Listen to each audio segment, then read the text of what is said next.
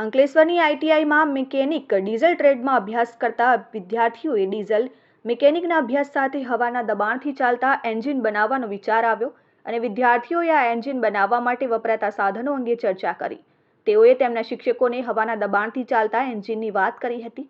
શિક્ષકોએ પણ વિદ્યાર્થીઓની સૂઝબૂઝને પારખીને સૌપ્રથમ એન્જિન બનાવવાનો પ્રોજેક્ટ તૈયાર કરવા જણાવ્યું અને વિદ્યાર્થીઓએ હવાના દબાણથી ચાલતા એન્જિનનો પ્રોજેક્ટ તૈયાર કરી તેમના શિક્ષકો સમક્ષ રજૂ કરતા શિક્ષકોએ પણ આ એન્જિનના નિર્માણ માટેની મંજૂરી આપતા વિદ્યાર્થીઓ એન્જિનના નિર્માણ કાર્યમાં લાગી ગયા છે અને તેઓએ સૌપ્રથમ સ્ક્રેપ માર્કેટમાંથી સામાન મેળવી તેને વ્યવસ્થિત બનાવી તેમજ અન્ય જરૂરી સામાન દુકાનોમાંથી મેળવી બધા વિદ્યાર્થીઓ ભેગા મળી એન્જિન બનાવવાનું શરૂ કર્યું અને તેઓના કોઠા સૂઝ દ્વારા ટૂંક સમયમાં હવાના દબાણથી ચાલતા એન્જિનનું નિર્માણ કરી તેમાં સફળતા મેળવી હતી. વિદ્યાર્થીઓની સફળતા જોઈને શિક્ષકોએ તેમને બિરદાવ્યા અને આ એન્જિનમાં વધુ સંશોધન કરવા માટે જણાવ્યું. આ એન્જિન કોમ્પ્રેસ્ડ અને એન્જિન હવાના દબાણનો ઉપયોગ કરી જરૂરી કાર્ય કરે છે અને જરૂરી કાર્ય કરવા માટે ટેન્કમાં દબાણપૂર્વક સંગ્રહાયેલી હવાનો ઉપયોગ કરે છે.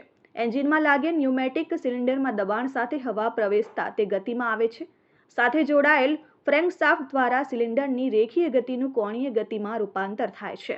તેમજ સાથે જોડાયેલ સેલેનોઇડ વાલ્વ તથા સાયકલિંગ ટાઈમર દ્વારા હવાનું પુરવઠાનું સંચાલન થાય છે. ત્યારે હાલમાં ટાટા મોટર્સ દ્વારા કોમ્પ્રેસ્ડ એર ટેકનોલોજી આધારિત વન કેટ કાર પર research base model concept car બનાવેલ છે. ત્યારે અંકલેશ્વરની આઈટીઆઈના વિદ્યાર્થીઓએ હવાના દબાણથી ચાલતા એન્જિનના કરેલા નિર્માણને બિરદાવ્યું હતું. મારું નામ રોશન ભરતસિંહ છે. મેં અંકલેશ્વર આઈટીઆઈમાં મેકેનિક ડીઝલમાં અભ્યાસ કરું છું અને મેં મારી ટીમને ખ્યાલ આવેલો કે કોમ્પ્રેસ હવાથી ચાલતી એક એન્જિન બની શકે છે. તો અમે આ આઈડિયા લઈને સાહેબ પાસે ગયા. સાહેબે કીધું આની ઉપર બની શકે છે એન્જિન, તમે અભ્યાસ કરો. પછી મેં અને મારી ટીમે જે જરૂરતનું સામાન હતું એક લિસ્ટ બનાવ્યું. અડધા સામાન અમે લોકો સ્ક્રેપમાંથી લાવ્યા. આઈટીઆઈમાં આવીને અમે લોકો એને રિસ્ટોર કર્યું, નવું બનાવ્યું અને અડધા સામાન અમે લોકો માર્કેટમાંથી લાવ્યા અને આ પ્રોજેક્ટ બનાવ્યું મેં અને મારી ટીમે અને આ સફળતા મળી કોમ્પ્રેસ એર એન્જિનની ઉપર. આ માર્કેટમાં નવું છે, ઇકો ફ્રેન્ડલી, પોલ્યુશન ફ્રી, ના ડીઝલ અને ના પેટ્રોલથી ચાલતી છે. આ એન્જિન ઓનલી કોમ્પ્રેસ એરથી ચાલતી છે અને આની ઉપર ભવિષ્યમાં કામ એટલે માર્કેટમાં આવી શકે છે. આની ઉપર કામ ચાલુ છે ટાટા વન કેટ મોટર્સ ઉપર. હું અંકલેશ્વર આઈટીઆઈમાં મિકેનિક ડીઝલ ટ્રેડમાં સુપરવાઇઝર ઇન્સ્ટ્રક્ટર તરીકે ફરજ બજાવું છું.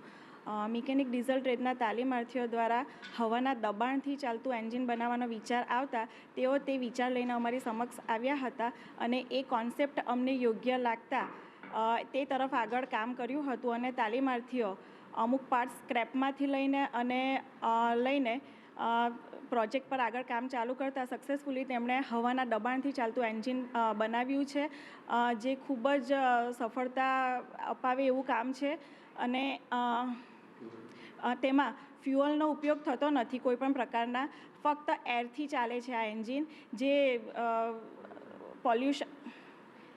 જેમાં બિલકુલ પોલ્યુશન થતું નથી અને ટાટા મોટર્સ પણ આ પ્રોજેક્ટ પણ કામ કરે છે અને આ માટે તાલીમાર્થીઓને અમે બિરદાવીએ છીએ અને આ પ્રોજેક્ટ પર આગળ પણ હજુ રિસર્ચ ચાલુ છે. ધર્મેશ પટેલ, આર્ય ન્યૂઝ, અંકલેશ્વર.